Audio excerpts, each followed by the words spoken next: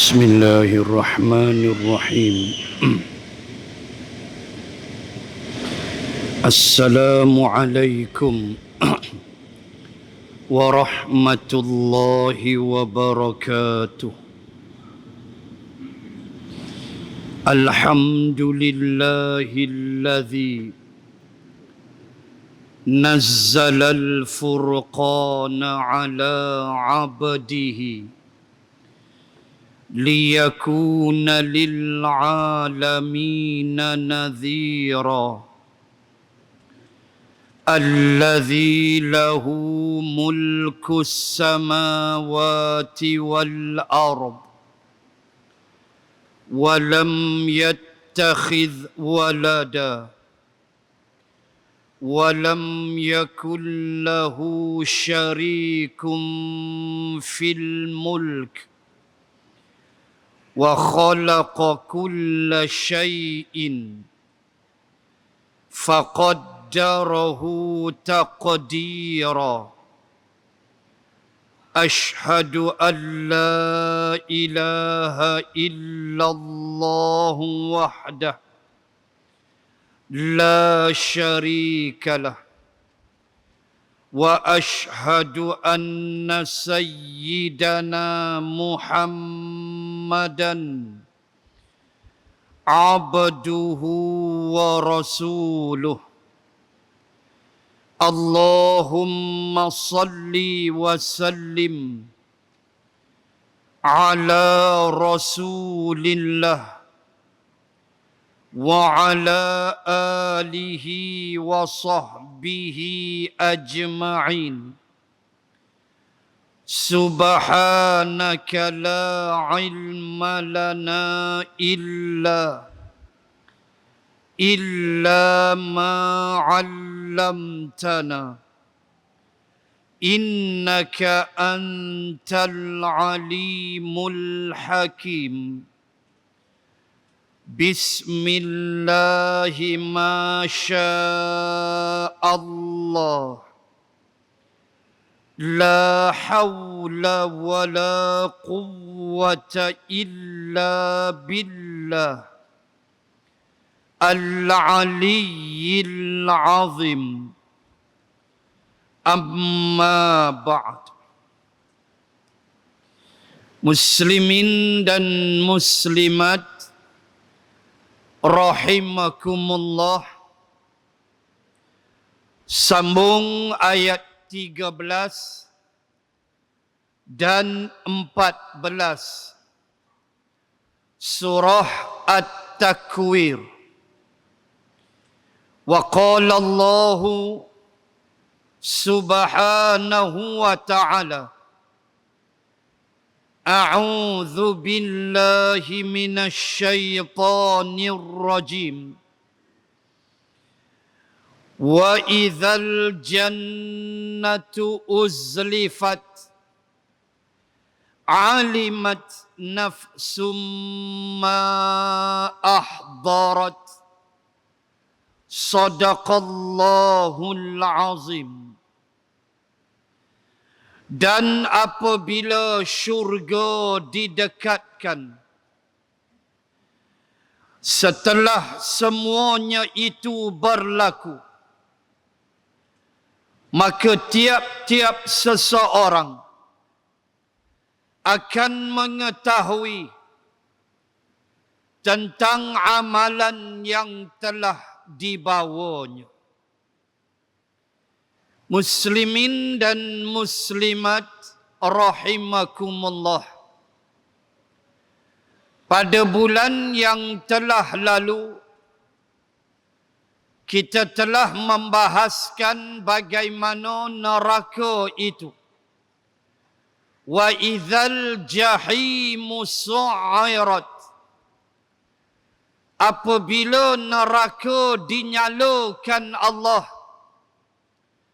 dan dapat dilihat oleh ahlul mahsyar, terutamanya bakal penghuni neraka. Maka malam ni Allah subhanahu wa ta'ala menyebut tentang keadaan syurga. Wa idzal jannatu uzlifat. Dan apabila syurga dihampirkan, didekatkan. Seluruh mufassirin ketika membahaskan ayat ini menyebut bahawa syurga juga akan dipertontonkan oleh Allah di perhimpunan mahsyar sebagai suatu khabar gembira, keseronokan bagi mereka yang bakal masuk ke dalam syurga. Allah bagi tunjuk awal-awal lagi. Tak sabar rasanya untuk masuk ke dalam syurga. Kerana Allah bagi tunjuk siap dah. Samalah kalau boleh saya buat sedikit tamsil perbandingan. Di mana di musim haji selalunya lah kita akan bawa dulu jamaah melawat kawasan Jamarat. Pergi Arafah tunjuk dulu. Dan terutamanya kawasan melontar. Kita akan bawa jamaah dan bagi tengok dulu. Bagi mereka rasa seronok. Rasa gairah. Nanti sampai di sini akan melontar 3 jamarat. Oh, seronoklah merekanya, lengang tak ada orang. Hari sebenar melontar siap. Memang berkongfu jawab dia. Dalam keadaan mereka merasa gembira. Sebab kita bagi tengok dulu, pergi melawat. Jalan kaki daripada hotel di Makkah, tak naik bas, kita jalan kaki. Melalui terowong di belakang rumah kelahiran Rasulullah. Masuk terowong tu, lalu Aziziyah, kona sebelah kanan kawasan Jamarat. Kalau jalan kaki lebih kurang 7 kilometer daripada Hotel Makkah menuju kawasan Jamarat. Kita pun explain yang ni Ula, Wusta, Aqabah. Mereka pun tengok seronok. Tak sabar untuk melontar. Tu kalau boleh saya buat tamsil sedemikian. Tuan-tuan muslimat, ini syurga Allah. Dipertontonkan terlebih dahulu kepada penghuni mahsyar supaya yang bakal ke syurga tidak sabar lagi untuk menerima habuan daripada Allah Subhanahu wa ta'ala. Sebab itulah muslimin muslimat, Al-Quran mengajar kita. Di sana terlalu banyak jalan-jalan untuk kita dimasukkan Allah ke dalam syurga. Antaranya Allah berfirman, In tajtanibu kabairah tunhauna anhu nukaffir ankum sayyiatikum wa nudkhilkum mudkhalan karima. Ni janji Allah. Ayat 31 surah An-Nisa. Allah kata, dan barang siapa tajtanibu kabair, Tengok, jalan nak pergi syurga. Allah kata barang siapa di antara kamu tajtanibu, ada kalimah junub, tajtanibu junub. Biasa kan dengar kalimah berjunub. Junub makna jauh. Junub makna jauh daripada ibadah. Bila kita berjunub maknanya jauh. Allah sebut ayat 31 An-Nisa, siapa yang menjauhkan diri dia kabair, yang menjauhkan diri dari kabair. Kalau kita ke kedai buku, boleh beli sebuah buku yang ditulis oleh para ulama, iaitulah kitab Al-Kabair, yang menghimpunkan 73 dosa-dosa besar. Kabair makna dosa-dosa besar. Di mana Allah Ta'ala pesan, kamu jauhkan dirimu daripada dosa-dosa besar. Kejap lagi kita sebut hadis 7 dosa besar yang Nabi suruh jauhkan.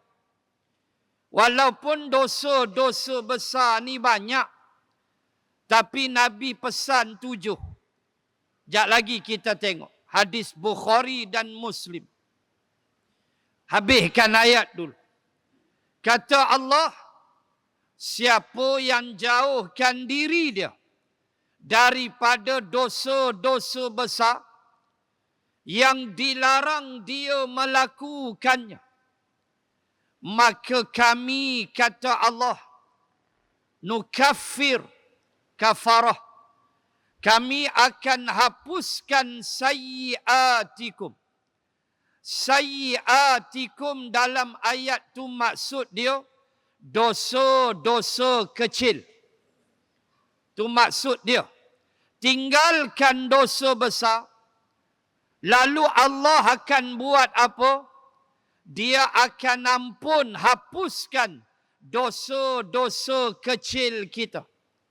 Syarat Allah minta dosa besar jangan buat. Tu yang Allah minta. Dosa kecil ni siapa tak terpalit? Beritahu. Hari-hari kita mengumpul dosa-dosa kecil. Maka Allah kata dosa kecil kamu aku hapus. Mari datang kuliah hapus. Ambil wuduk hapus. Sedekah hapus. Solat Jumaat. Satu Jumaat ke satu Jumaat hapus. Selagi kamu tak buat dosa besar, satu Jumaat ke Jumaat yang lain menghapus dosamu. Maksudnya dosa kecil. Allah kata, tolong buat ni dengan aku. Tolong janji dengan aku, kata Allah. Jangan buat dosa besar dan dosa kecil kamu aku tahu kamu takkan terlepas. Tapi disebabkan kamu tinggal dosa-dosa besar, maka dosa kecil kamu aku padam buang. Maka apa aku buat? Aku akan nudkhilkum mudkhalan karima. Kami, kata Allah, akan masukkan mereka mudkhalan karima. Mudkhal, tempat masuk. Karima, karim, mulia. Allah kata, tinggal dosa besar, dosa kecil terpalit aku ampun, maka aku masukkan kamu ke dalam tempat yang mulia. Tak ada dah dalam tafsir. Mudkhalan karima ditafsirkan dengan syurga. Tu yang Allah minta.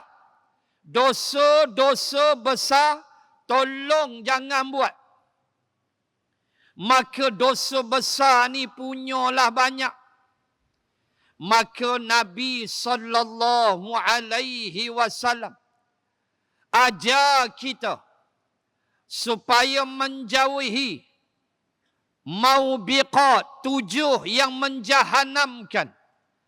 7 dosa besar Nabi sebut. Nabi minta kita jauhkan diri dari 7 dosa besar yang Nabi sebut. Yang ulama-ulama hadis kata, bukanlah 7 ni saja dosa besar. Tapi bila Nabi sebut, dia benda besar lah. Begitu. Bukan 7 ni je. Banyak dosa-dosa besar. Tetapi hak 7 Nabi sebut ni memang benda besar. Apa dia? Pertama kata Nabi, mensyirikkan Allah. Kamu menyengutukan Allah. Kamu syirik dengan Allah subhanahu wa ta'ala. Kamu menyamakan Allah dengan makhluk. Kamu menganggap makhluk pun ada kuasa macam Allah. Makhluk boleh bagi mudarat. Makhluk boleh beri munafaat. Yakin begitu syirik.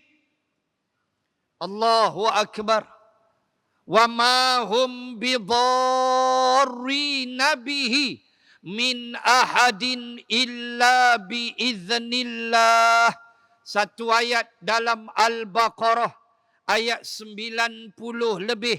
Allah Ta'ala sebut, dan tiadalah mudarat itu melainkan dia dengan izin Allah jua.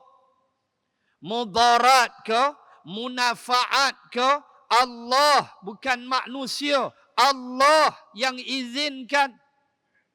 Hak tu boleh bawa syirik. Tak yakin dengan rezeki. Sedangkan Allah itu Ar-Razzaq. Allah antara Asma'ul Husna ialah Ar-Razzaq. Allah Maha Pemberi rezeki. Tiba-tiba kita kata ke anak kita, SPM result dia not so good. Bukan not so good, memang not very good lah cerita dia. Bukan so dah, memang tak ada good langsung. Orang 12 A, dia 12 E. Tu pun mak pak tu sembang derah lagi. Duk sembang, duk kutuk orang yang dapat 12 A, kata macam-macam. Menirulah, itulah, inilah. Lalu apa jadi? Kutuk anak dia. Hang ni nak makan apa ni? 12 E ni siapalah nak bagi hang makan? Boleh bawa syirik tuan-tuan. Boleh bawa syirik kes SPM ya. Sebab Allah itu Ar-Razzaq. Tak belajar ke hadis? Tidakkah malaikat dah catat semua dalam rahim mak kita? Ketika benih ayah kita bertemu dengan ovam telur ibu kita, lalu malaikat angkat dalam hadis. Malaikat angkat persenyawaan tu menghadap Allah. Dalam Matan Arba'in ada Imam An-Nawawi. Lalu malaikat tanya, ya Allah, nak jadikan ke tidak? Kalau Allah kata jadi, jadilah. Kalau Allah kata tak, maka jadilah darah kitaran bagi perempuan itu. Ni hadis sahih. Buka dalam Matan Arba'in. Kalau Allah kata jadi, maka Allah perintah malaikat catat. Tulis jodoh dia, rezeki dia, umur dia, syaqiyun, dia ni celaka ke, au sa'iduyun, atau dia ni sa'adah, bahagia. Siap tulis. Termasuk rezeki. Apa kata macam tu ke anak? Habislah hang 12 E nak makan apa?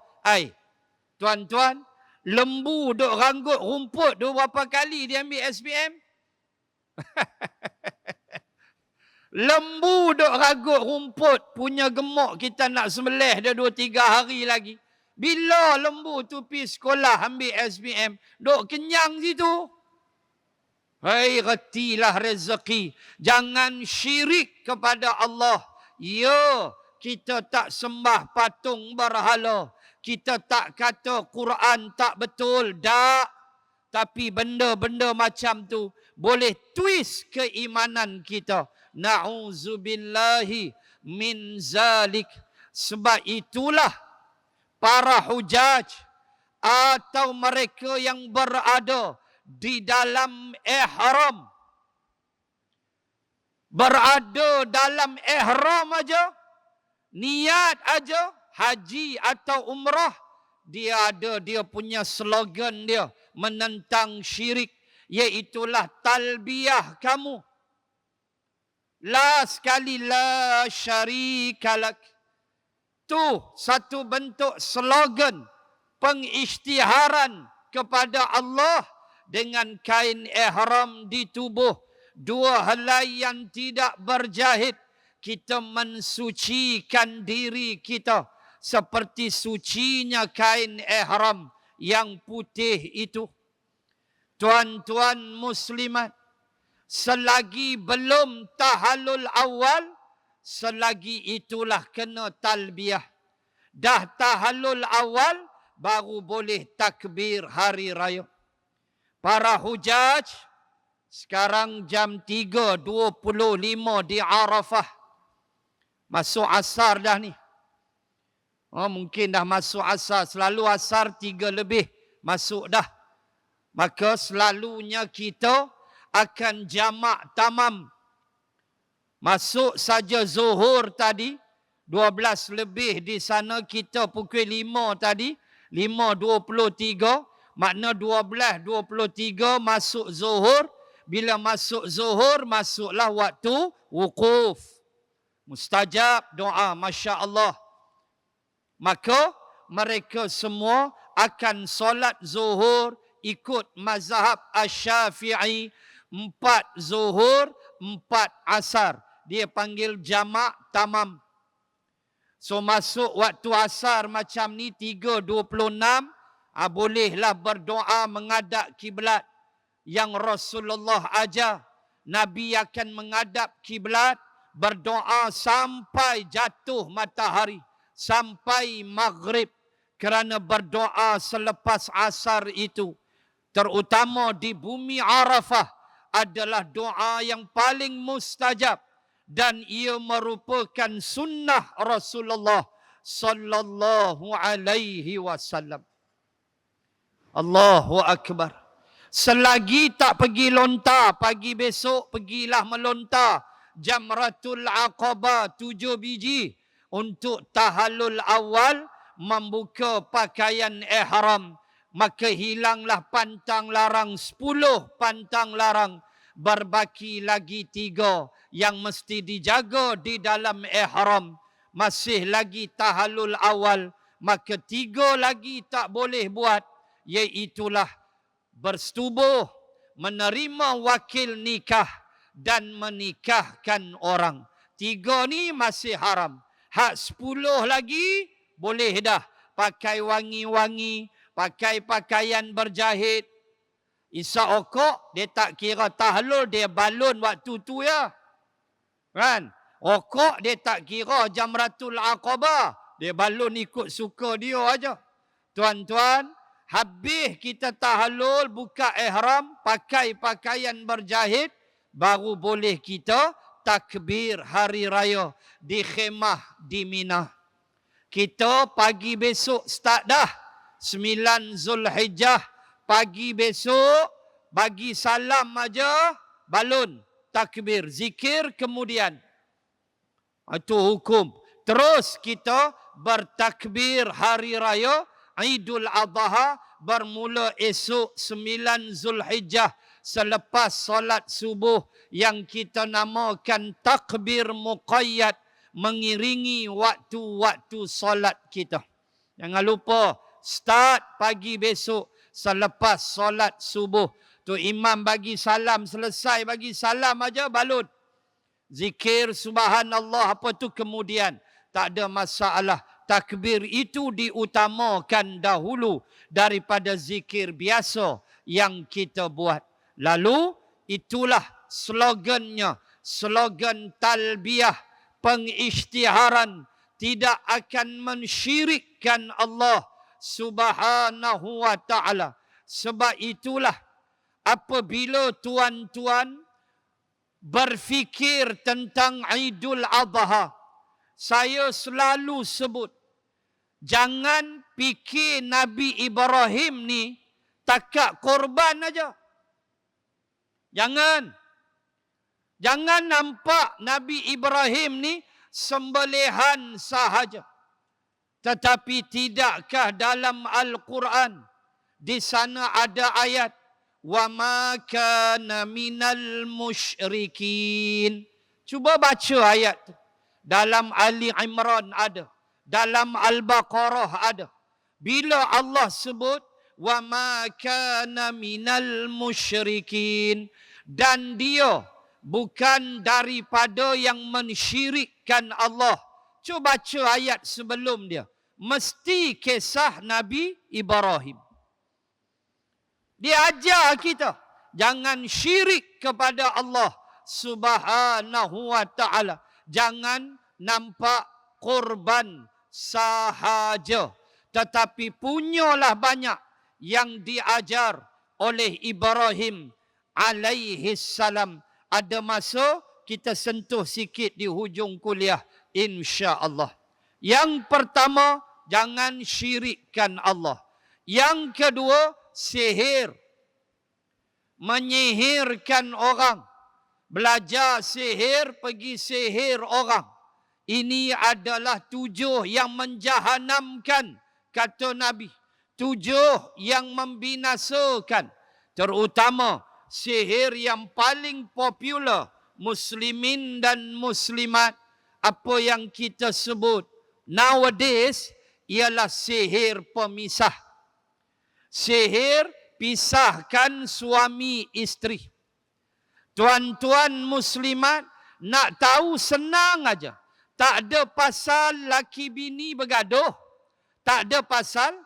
Kemudian bini ni tak ada kerja lain duk minta cerai. Tu dia lah tu. Hari-hari minta cerai. Itulah dia sihir pemisah. Benda kecil, spark, jadi bergaduh. Tak ada kerja, bergaduh. Benda tak ada apa pun. Silap sikit bergaduh. Allahu Akbar. Ini dia panggil sihir pemisah. Adalah orang yang dengki tu. Hasad pada kita. Tak boleh tengok kita senang. Maka buat sesuatu. Jumpalah nang botinang, koi boti koi. Jampi apa semua bawa gambar. Suruh cucuk dengan jarum. Macam-macam. Orang Melayu, bab tu dia handal nombor 1. Ganggu rumah tangga orang. Kacau. Na'udzubillah. Minta berlindung dengan Allah subhanahu wa ta'ala. Daripada hancur rumah tangga kita disebabkan sihir pemisah dan sihir-sihir yang lain. 2. 3. Membunuh jiwa tanpa sebab. Bunuh orang. Kalau ada sebab lain, seperti orang yang membunuh, maka hendaklah dia dihukum bunuh oleh pemerintah. Itu hak. وَلَا يَقْتُلُونَ النَّفْسَ الَّتِي حَرَّمَ اللَّهُ إِلَّا بِالْحَقِّ. Jangan kamu bunuh nyawa yang bukan hak kecuali dengan perintah Allah. Seperti membunuh musuh dan sebagainya dalam peperangan. Itu cerita lain. Saja-saja pergi bunuh orang, maka dia adalah dosa besar. 3. 4. Memakan harta anak yatim. Pun jaga elok-elok. Makan harta anak yatim. Wala ya'kul yatam, wala ta'kul yatam. Jangan kamu makan harta anak-anak yatim. Jangan. Kalau dia belum balik, tengok dia ada penjaga tak? Dia ada pakcik ke, makcik ke yang boleh jaga dia. Dan kalau pakcik, makcik ni bela dia, kawan tu harta banyak, tapi kecil lagi mak ayah meninggal, tinggal harta 600,000 contoh duit dalam bank. Maka dijaga oleh adik-beradik mak ayah dia, terutama adik-beradik ayah dia, jaga elok-elok. So 600,000 ni ulama bahas. Dah dia jaga, kita jaga dia. Duduk dalam rumah kita. Boleh tak ambil sikit duit ni, bayar elektrik, bayar bil air? Boleh, kata ulama. Sebab anak tu duduk sekali dengan kita. Tapi jangan ambil beli rokok, yang tu haram. Kan, dia pergi beli siap 16 kartun spare punya. Dia pergi kebah duit anak yatim. Berdosa besar tuan-tuan, makan harta anak yatim. Dahlah mak ayah tak ada. Saya kuliah di Sarawak bulan lepas, sempat menyembang dengan seorang pengetua. Seorang pengetua yang jaga rumah anak-anak yatim di Kuching, Sarawak. Lepas kuliah tu makan, saya sembang dengan dia dan saya belajar sesuatu tentang anak yatim. Iaitulah bila Allah sebut, fa'ammal yatima fala taqhar. Maka anak yatim, jangan kamu herdik dia. Kita baca ya, tak terfikir. Sebab kita tak pernah lah jaga anak yatim macam besar macam tu. Sakat kita hulur duit bantuan aja. Tengok tabung ke apa, kita bagilah. Tapi bela macam tu Allah. Dia tanya saya ustaz ni. Dia kata dia mengaji Madinah sekali dengan Dr. Zulkifli Al-Bakri. Dia kata saya mengaji Madinah sekali dengan dia. Kami serumah di Madinah. Allahu Akbar, hebat dia. Dia kata dekat saya, ustaz perasan tak? Kenapa Allah kata jangan herdik anak yatim? Saya terduduk. Tak pernah fikir. Fikir jugalah sebelum tu. Pasal anak yatim, kesian kan. Takkan kita nak herdik dia. Dia ada jawapan lain. Dia kata, ustaz, anak-anak yatim ni, dia mudah terasa. Dia cepat tersinggung. Sebab itu Allah kata jangan herdik.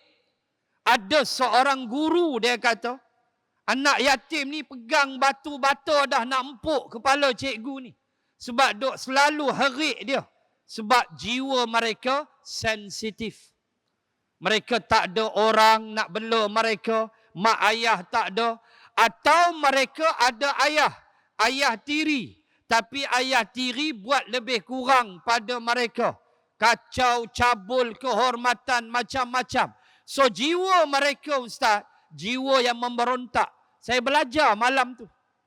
Walaupun tak banyak.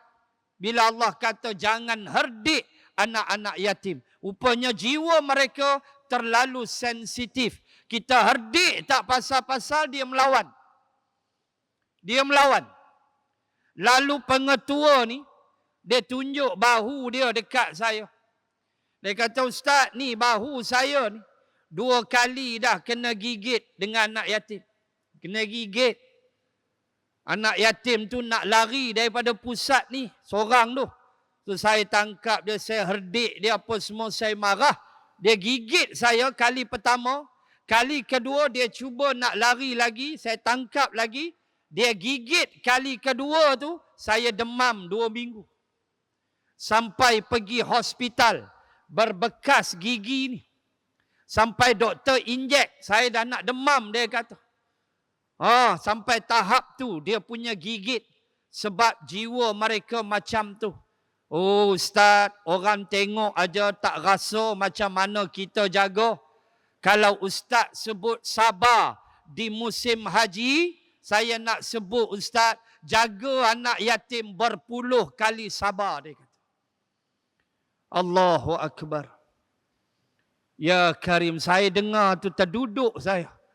Begitu keadaan bila Allah sebut. Sebab jiwa mereka macam tu. Mereka cepat terasa. Marah sikit je mulalah nak melawan. Begitu sikap. Sebab memang mereka tak ada orang yang menjaga mak ayah. Tak ada. Mereka terasa sangat di sudut itu. Sebab tu mesti cakap baik-baik ustaz. Lembut-lembut. Dalam duk lembut tu pun dia gigit saya. Dia cerita dengan saya. Itu keadaan anak yatim. Tuan-tuan, apatah lagi makan harta anak yatim. Sampai kalau tak ada nak jaga harta dia, mak ayah mati aksiden laki bini, pak cik tak ada, apa pun tak ada, harta kena pindah ke Baitul Mal. Baitul Mal akan jaga sampai dewasa serah. Serah kat mereka. Ini cerita anak yatim. Kenapa? Sebab Rasulullah sendiri anak yatim. Jangan cari pasal. Nabi tu lahir yatim dah. 6 tahun mak meninggal yatim piatu. Maka bila Allah kata ke Nabi, anak yatim jangan herdik, jangan tengking mereka, fahamlah. Sebab Nabi pernah rasa perasaan itu. Baik. Itu yang keberapa? 4. Yang kelima, memakan riba. Bunga, riba. Arab kata riba. Orang makan riba ni dosa besar.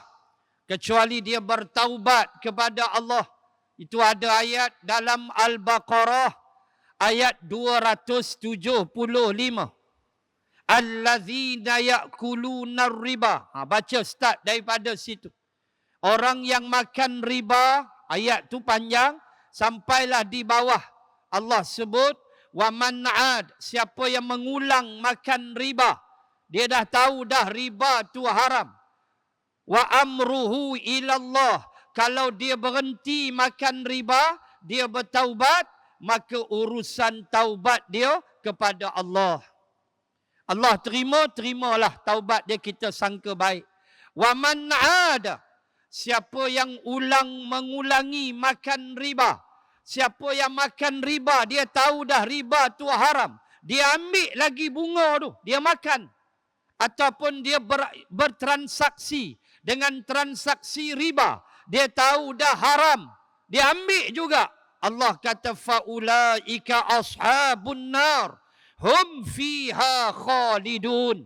Allah kata, mereka adalah penghuni neraka. Dan mereka kekal di dalam neraka. Tu dia. Sebab itu antara dosa yang pelaku dia kekal dalam neraka ialah pemakan riba. Jaga elok. Tinggalkan riba. Jangan ambil perniagaan ke, transaksi ke, pinjaman ke secara riba. Banyak dah lah ni pinjaman secara Islam. Biarlah kita bayar lebih sikit, tak apa. Asal kita tak terbabit dengan riba. Tidakkah Rasulullah bersabda, dosa yang paling kecil bagi pemakan riba ialah seperti berzina dengan ibunya sendiri. Tak kemampu. Itu dosa paling kecil pemakan riba. Dia berzina dengan mak dia. Astaghfirullah. Dan dosa paling besar, itulah Allah sebut dalam At-Taubah ayat sebelum 275. Kedah lepas, ke depan lagi. Depan sikit ayat 278, 279 begitu. Ya ayyuhallazina amanu taqullaha wa dharu ma baqiya minar riba in kuntum mu'minin fa illam taf'alu fa'dhanu biharbim minallahi wa rasulih. Apa dia dosa paling besar pemakan riba? Harbim minallah. Dia mengisytiharkan perang dengan Allah. Dosa paling besar pemakan riba, dia berperang dengan Allah. Dosa paling kecil, dia berzina dengan mak kandung dia sendiri. Astaghfirullah. Sebab itulah semua pihak, termasuklah yang berkuasa, itu lagi besar kuasa untuk menjana ekonomi yang bukan ada riba di dalamnya. Bahaya. Sebab dosa dia terlalu dahsyat untuk difikirkan. Berzina dengan mak sendiri, na'udzubillah, dan mengisytiharkan perang dengan Allah dalam Al-Baqarah, tak ada siapa boleh menang lawan dengan Allah Subhanahu wa ta'ala. Na'udzubillah. Baik. 6. Melarikan diri dari medan peperangan. Lari dari medan jihad. Meninggalkan perjuangan untuk menentang musuh. Lari, cabut, tinggal terus tak mau dah. Juga termasuk dosa-dosa besar yang Nabi kata menjahanam dan membinasakan. Na'udzubillah. Dan yang terakhir kata Nabi, nombor 7, ialah menuduh perempuan yang suci dengan tuduhan zina. Kita tuduh perempuan yang suci dengan tuduhan zina. Juga termasuk 7 dosa-dosa besar. Banyaklah lagi kalau kita nak sebut dosa-dosa besar. Apa yang penting, ayat 31 daripada surah An-Nisa tadi, Allah minta kita jauhkan diri dari dosa-dosa besar. Insya-Allah dosa kecil Allah padam syurga. Tu janji Allah. Mudkhalan karima. Aku akan bawa kamu masuk ke tempat yang mulia, iaitulah syurga. So jangan buat dosa besar. Itu aja. InsyaAllah kita akan ke syurga Allah Subhanahu wa ta'ala. Dan jalan-jalan ke syurga itu terlalu banyak. Sebab itulah muslimin dan muslimat, kita mesti memahami apa yang telah ditunjukkan oleh Ibrahim alaihi salam adalah jalan-jalan ke syurga. Saya sebut dah tadi, jangan kita nampak ibadah korban sahaja. Itulah saja yang kita nampak bila kita kait dengan Nabi Ibrahim. Sedangkan di sana ada banyak lagi yang paling besar yang diajar oleh Ibrahim alaihi salam. Di antaranya ketaatan tanpa bantahan. Ini paling penting. Perintah Allah kita tak pernah bantah. Perintah Allah kita buat selalu. Tak ada kita nak bantah. Tu Nabi Ibrahim aja. Ayat 37 contoh surah Ibrahim. Rabbana inni askantu min zurriyati biwadin ghairi dhi zar'in 'inda baitikal muharram. Pangkal ayat 37 surah Ibrahim. Tolong ambil perangai ni. Jangan nampak korban je. Korban tu kemudian. Yang ni dulu Nabi Ibrahim aja. Wahai Tuhan kami, kata Nabi Ibrahim, sesungguhnya aku telah menempatkan zuriat keturunanku di sebuah lembah yang tiada sebarang tumbuh-tumbuhan, iaitulah Makkah sekarang ini. Tuan-tuan muslimat, Allah perintahkan Nabi Ibrahim supaya membawa Hajar dan Ismail ke suatu tempat, wadin ghairi dhi zar'in, lembah yang tiada sebarang tumbuh-tumbuhan. Itulah Makkah. Waktu tu hanya ada Kaabah, tapaknya sahaja. Yang ada 2 buah bukit, Safa, Marwah. Padang pasir melaut, serigala sahut menyahut. Di situlah Allah perintahkan Nabi Ibrahim, tinggalkan Hajar dan Ismail di situ. Tuan-tuan muslimat, Dalam surah Ibrahim, tadi saya baca 37, cuba tengok 39. Alhamdulillahilladzi wahabali alal kibari Ismail wa Ishaq. Cuba tengok. Doa Nabi Ibrahim, ayat 39 surah Ibrahim. Dia kata apa? Segala puji bagi Allah yang telah mengurniakan padaku sewaktu umur aku dah tua akan Ismail dan Ishaq. Ayat 39 surah Ibrahim ajar Nabi Ibrahim dapat Ismail dan Ishaq, usia dah lanjut. Dalam sirah, Encyclopedia of Sirah oleh Afzalur Rahman, dia menyebut umur Nabi Ibrahim waktu dapat Ismail 98 tahun. Tua. Dapat Nabi Ismail 15 tahun sesudahnya. 113 tahun. Dapat Nabi Ismail, dapat Ishak 113 tahun. Dapat Nabi Ismail 98.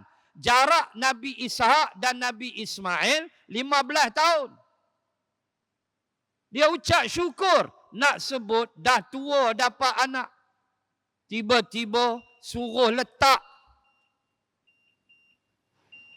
Suruh letak di tempat yang cukup susah untuk mendapat makanan. Ismail baru aja lahir. Hajar masih lemah. Tapi perintah Allah pejam mata jalan. Tu dia. Kita boleh tak tiru perangai macam tu? Tak ada cakap banyak dah. Atas perintah Allah. Tak fikir dah nak rugi ke. Sat lagi haram judi kan rugi pula. Aduk fikir pula rugi tu. Sat lagi haram arak kan rugi pula, cukai apa semua. Tak. Kita fikir ke mana? Fikir ke rugi dunia ke perintah Allah? Masing-masing jawab. Masing-masing ada iman. Jawablah. Nanti jawab dengan Allah pada hari kiamat. Nabi Ibrahim sampai ke tahap itu. Muslimin dan muslimat, itu di antara sedikit sifat ahli syurga. Di antaranya ketaatan tanpa berbelah bagi. Itulah yang disebut di dalam surah An-Nur. Innamal mu'minuna idza du'iya Allah. Sampailah habis ayat. Orang beriman itu apabila diseru dia kepada Allah dan Rasulnya, an yaqulu sami'na wa ata'na, maka mereka akan berkata kami telah dengar dan kami telah taat. Itulah orang yang berjaya. Jangan kita mengulang sifat Yahudi Bani Israel. An yaqulu sami'na wa asayna. Mereka itu berkata sami'na, kami telah mendengarnya. Wa asayna, tapi kami engkar kepada apa yang kami dengar dari Nabi Musa alaihi salam. Kita tak mau jadi seperti itu. Mendengar benda yang baik, kita patuhlah. Kerana itulah yang diajar oleh Ibrahim alaihi salam. Walaupun sampai kepada peringkat dia menyembelih anaknya sendiri.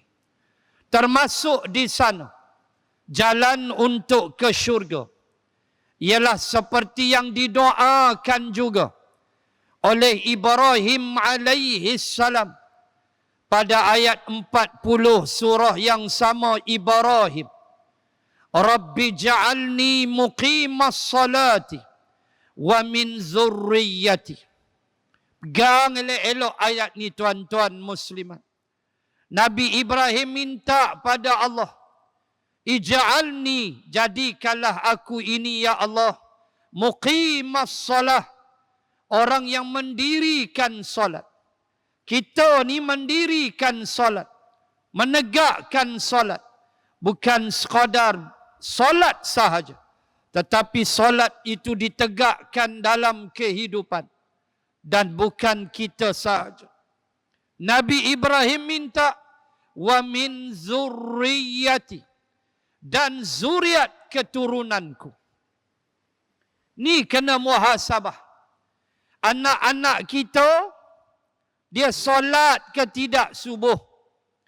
Mungkin bagi kita, Allah Ustaz, biar pilah cuti sekolah bunyi pun. Biar pilah dia nak tidur lama sikit. Tak payah semayang subuh. Umur dah 8, umur dah 9. Nabi suruh dah 7. 10 pukul kalau tak solat. Ni bukan 10 dah, 12, 13 dah. Kita biar je. Jangan tuan-tuan. Kecelakaannya nanti menimpa kita. Apabila kita melanggar kurikulum yang Rasulullah tinggalkan melalui hadisnya. 7 suruh dah semayang. Walaupun dia main-main lebih kurang. Sujud tak berapa. Kalau tarawih tu dia main awal dengan ujung ya. Hak 20 rakaat dia main awal dengan hak habis hak 20. Yang sebelum tu dia duduk perhabis moreh di belakang. Duduk menyembang baju raya, kasut raya dengan kawan-kawan dia. Tak apa. Pelan-pelan. Umur baru 7, 8. 70 buat lagu tu, sepak pungkok jawab dia. 70, pergi sembang belakang, sembang duit raya lah apa, pergi tu main terawih lah baru nak main. Hak tu sepak pungkok, hak ni 7. Budak lagi tak apa, tapi jangan tinggal. Sebab Nabi Ibrahim doa, wa min zurriyati. Tahu tak zuriat? Makna anak aku, cucu aku, cicit aku, piot, sampai habis. Semayang semua. Macam tu. Jangan kita dah mati besok, senang kita. Sebab cucu kita solat, cicit kita solat. Alhamdulillah, zuriat keturunan kita solat. Itu doa Nabi Ibrahim. Tu nak masuk pergi syurga. Sebab itu antara pintu syurga, ditulis itu babus solah, pintu solat. Ada di antara nama pintu-pintu syurga. Maka tuan-tuan, jangan pandang korban sahaja.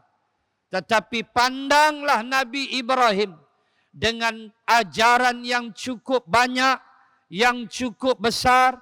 Nasihat dia pada ayah dia Azar, nasihat dia pada kaum dia, pertempuran dia dengan pemerintah dia Namrud, sampai dia dilempar ke dalam api. Semua ini adalah pengajaran-pengajaran besar yang boleh kita ambil. Sebab itulah diperingatkan kita, bukan sekadar baca Quran, tetapi ada satu salawat, walaupun sunat dalam mazhab Asy-Syafi'i. Dia panggil selawat Ibrahimiyah.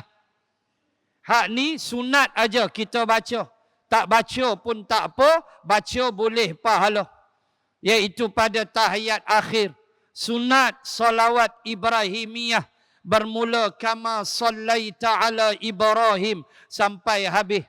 Kalau kita baca Allahumma salli ala Muhammad wa ala ali Muhammad, lepas tu bagi salam. Cukup, salat sah.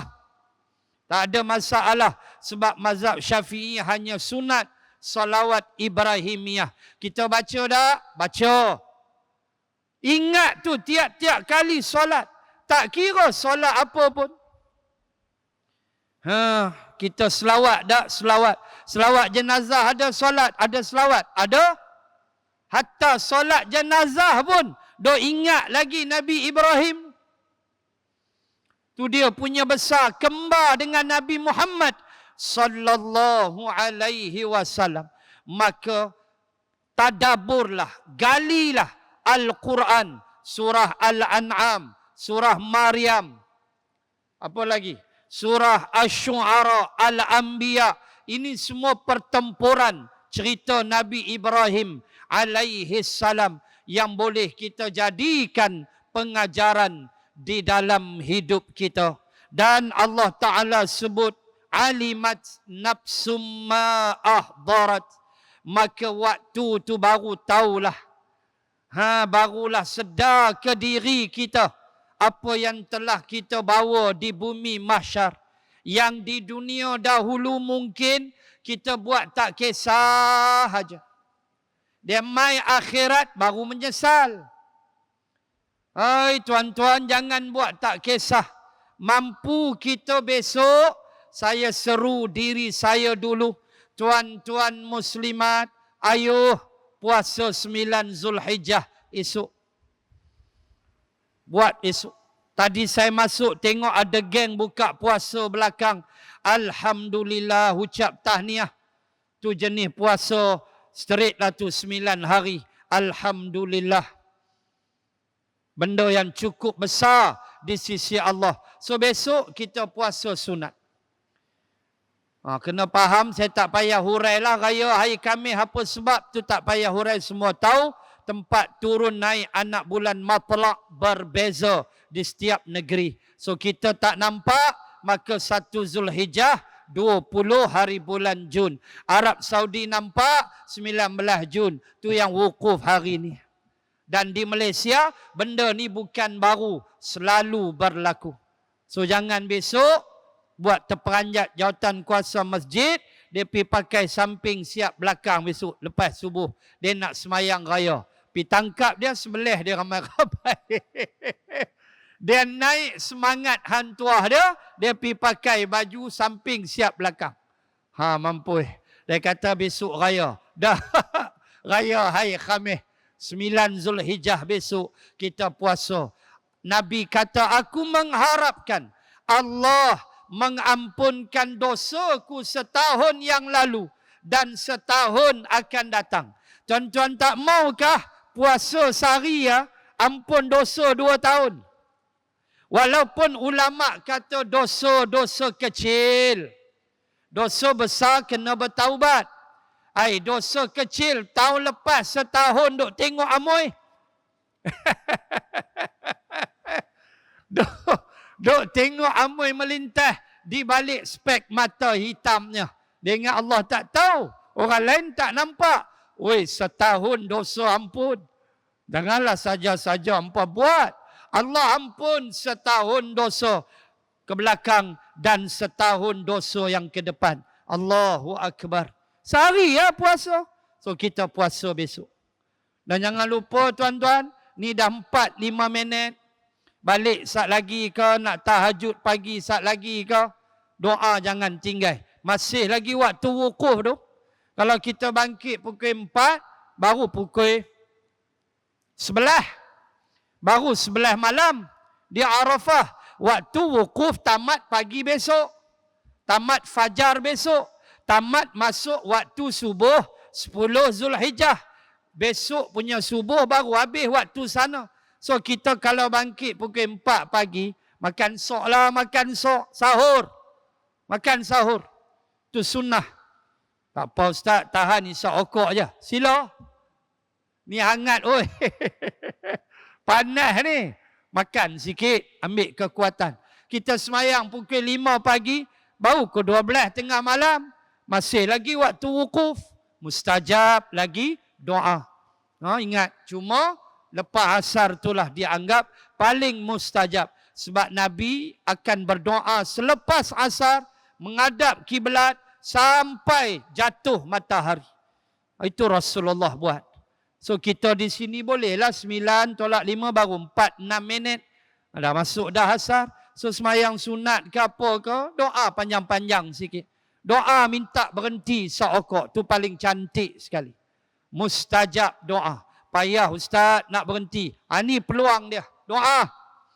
Tak ada manfaat untuk darah rokok tu. Sekupang pun tak ada manfaat. Kalau sekali tarik nampak makam Nabi, aku hisap lama dah. Tarik nampak makam Nabi. Saya awal hisap ni.